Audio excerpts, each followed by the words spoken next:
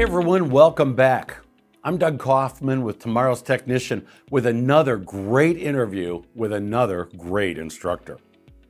You know, we've had a tremendous Instructor of the Year program in 2022 and 2023.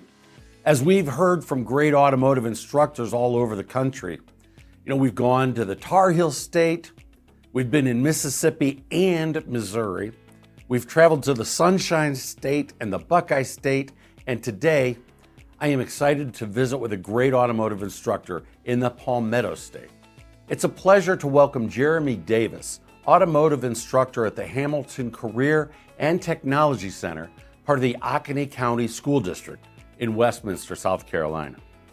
Jeremy, thanks for taking some time today to speak with us about your passion for cars and how a good day for you comes from helping others succeed rather than just celebrating your own success. So Jeremy Davis, welcome to Tomorrow's Technician and the Blaster Instructor of the Year program. Jeremy, walk us down your path to the Hamilton Career and Technology Center. Sure. I actually was a student at Hamilton Career Center when I was in high school. Took automotive for 2 years, my junior and senior year of high school. Had the opportunity to go co-op in a local Chevy dealership when I was a senior. Went to a community college nearby, went through the GMA set program, got to go spend some time working, traveling, working in a professional drag racing team after that, and then came back to a different Chevy dealership in the area, worked there 7 years until I ended up coming here. Never thought I'd be teaching automotive or teaching in any aspect, honestly, but here I am 17 years later. I'm still at the same school. So talk about prior to graduation, did you take auto shopping in school? Were you active with automotive repair with, you know, say at home, that kind of thing? Well, I grew up somewhat working on my own car, my dad did some work at home, you know, just in the driveway kind of stuff. I didn't really have any relatives that were in the industry whatsoever, but I grew up loving everything about cars. We would go to car shows. My dad did as well. We would go to drag races. That was kind of something that we enjoyed doing together. So that's where my love for racing kind of came from. But grew up watching anything with cars that was racing, you know, was an interest to me. And so I always liked it. And I took the class just because of my passion for cars, really, and kind of got involved and realized that I was pretty good at it. And there were opportunities that came along. Like I said, the Chevy dealership in our area was looking to hire a student, and it kind of spoke to me. So here I am 25 years later, roughly. Now you were still in the industry. That's great. You were young when you got into the drag racing as well. Talk a little bit about that. Yeah, I was. I was actually right out of tech school. It was something that I always was interested in. And I actually went to a drag race, spoke to some of the guys that were working there. They got me in touch with the right person on one of the teams. And a few weeks later, he called and said, we have an opening. So it was about 2 days later, I was flying out to Chicago. I'd never really been out of this area by myself, but at, I guess, 19 years old, you know, I was kind of thrown into it. Had a lot of fun, got to see a lot of different places, a lot of different tracks. Really enjoyed it. What was your specialization on the team? I did a little bit of everything, from wheels, tires, balancing, measuring rollout, took care of all the oiling system, putting oil in the car. The very stressful job of packing the parachutes. And I remember, you know, the first time down the track when I did it by myself, only one of them came out and deployed.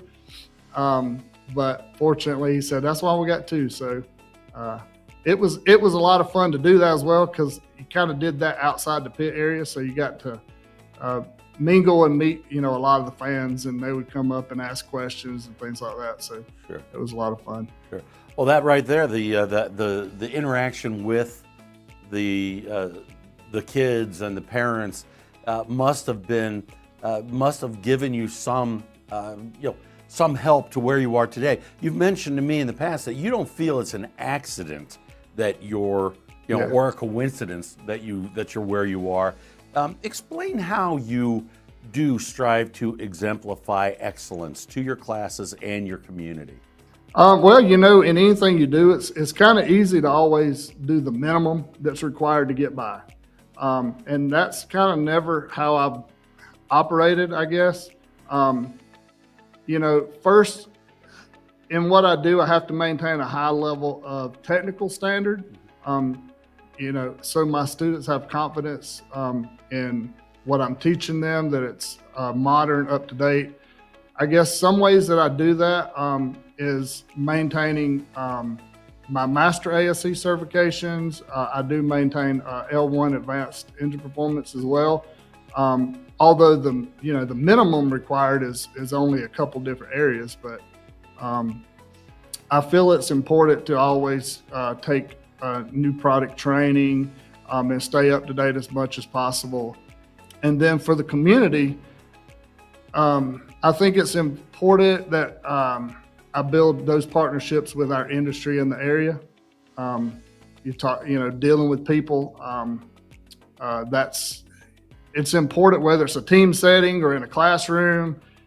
Teams are made up of individuals, and so those individual relationships are extremely important in all of those aspects that we're talking about.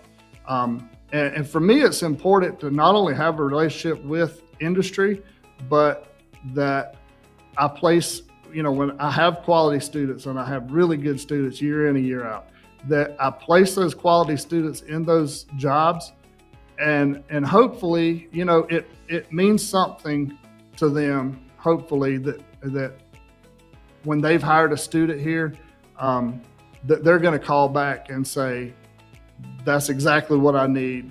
Do you have any more like that? And fortunately, I have those relationships, and I have some of those dealers and independent shops that will continuously reach out looking for those students because they go and perform so well. And that's really extremely important as well.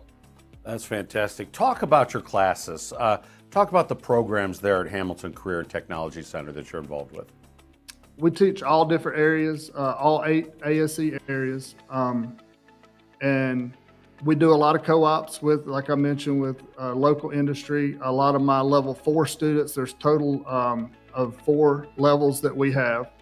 I try to do a lot of projects, and for some of the teachers in here, I think it's important that students get to work on some actual, to vehicles that belong to other people. They teach them, learn the importance of how to treat a customer's vehicle, to how to make sure when you return it to the customer, they don't have fingerprints on doors and steering wheels and all those things that are so important once they leave here and go to the industry.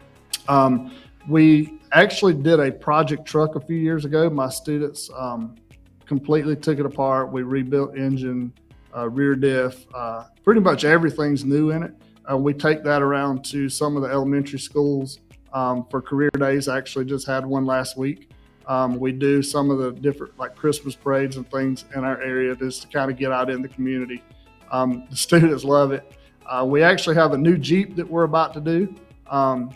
Someone donated a Jeep to us, and we're in the process of kind of taking that apart right now. And that'll be probably a year-long project we're doing with Auto Collision.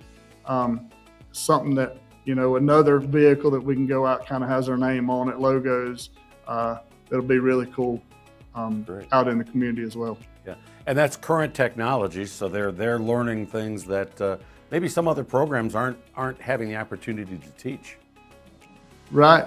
And our district and our school administration does a wonderful job to make sure we have the new technology, the tools and equipment to teach everything that we're doing. From the new refrigeration systems, 1234YF.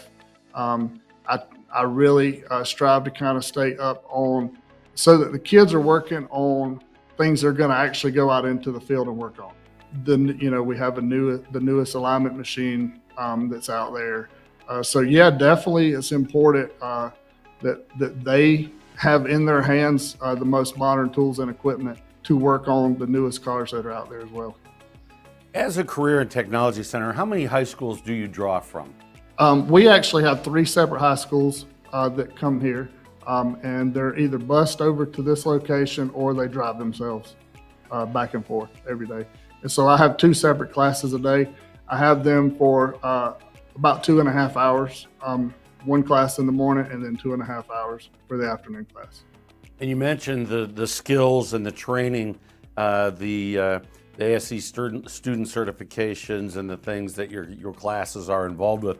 Talk about some of those skill competitions that your classes have been involved with. Yeah, so we actually do we do 3 separate competitions every single year, which I think that's important because it's where the students get to go showcase what they have done and the hard work that they put in. And not only does it kind of highlight them, for me it does. It's very important that on the first day of school, when those students come into my class, and you can kind of see some of the trophies up here behind me, the banners that are over here on the wall. And I try to keep those displayed so that when those students come in on day one and I tell them, there's somebody sitting in here that's top 3 in the entire state. It's not, they can believe it because they can look and see every single year kind of what other students have done. When those particular students that are competing go, they have confidence that they can compete with the best students as well. So the 3 competitions that we do, NASCAR Technical Institute up in Charlotte, North Carolina, does a competition every year where they invite schools from usually 4 different states to come in. All the trophies that are up here on the bookshelf are from that particular one. They give away a lot of nice prizes. They give scholarships to students. And we've been fortunate to be top 3, I think going back to 2020 every year in that one. We of course do Skills USA state competitions, which I've been fortunate as well to have students that have won and been top 3 a lot of different years in that one as well. And the third one is a competition at one of the technical colleges in our state. And we have an organization through the South Carolina Auto Dealers Association who really pours into automotive education. They do such a great job. And they're in partnership with our state Department of Education. And they do a really cool competition where every student that qualifies to go, the top 12 in the state, get toolboxes, get tool sets. And we've been fortunate, I think the last 8 years, I think we've been top 3 every year in the past 8 years as well in that one. So I've been very fortunate to have kids that, excel at a very high level. And it's enjoyable to see them succeed. I bet. And that's fantastic for the students. And one of the benefits to the students is your expertise, of course. Talk about what it means to you to be named one of the finalists in the Blaster Instructor of the Year program. Well, to say I'm honored, honestly, is a huge understatement. It's humbling. You hope that some people, you don't look for recognition, obviously, in this. I just love to see my students succeed while they're in the program and when they're after they leave the program. But you hope that the people in the school think that you do a good job, but to have eyes from outside of the school, outside of our school district, to recognize what we're doing here is very humbling. And I'm super honored to, be recognized, and especially from a company like Blaster. We use Blaster products. We're a part of the Blaster University. And so my students have Blaster products in their hands all the time. We use them on our projects. We use them in day-to-day operations of the shop. And I'm very thankful and blessed to be surrounded by so many people. And and including Blaster and what they do for us in automotive education. It's so awesome. And it's awesome to be a part of this industry that we have so much support, and I'm truly blessed. That's fantastic. So what's next for your program and for you personally? Well, as I mentioned to you when we were speaking before, on a personal level, I am a football coach at one of the local high schools, so we're about to get ramped up with that. That'll be all during the summer, and then we'll be wide open all fall long with that. I do want to start doing some social media stuff. I don't exactly I'm not honed in totally to what I want to do, but I wanted to start doing some videos within our class, some automotive specific videos on social media that I really haven't jumped into a whole lot as of yet, but I do plan to do that. And then I mentioned the Jeep project that we're going to start, and that hopefully is going to be a real cool project. And honestly, on projects like that, we can pretty much hit every area that we teach, on a project that's that size. When, from the brakes to steering and suspension, we're going to put a lift on it. We do a lot of engine related stuff. So it's going to be cool. That's fantastic. The teamwork aspect of what you're doing is really amazing. And congratulations, Jeremy Davis, on being named one of our finalists in the Blaster Instructor of the Year program. Thank you, Doug. It means a lot. Jeremy Davis, automotive instructor at the Hamilton Career and Technology Center in Westminster, South Carolina. It has been fantastic to talk with you today.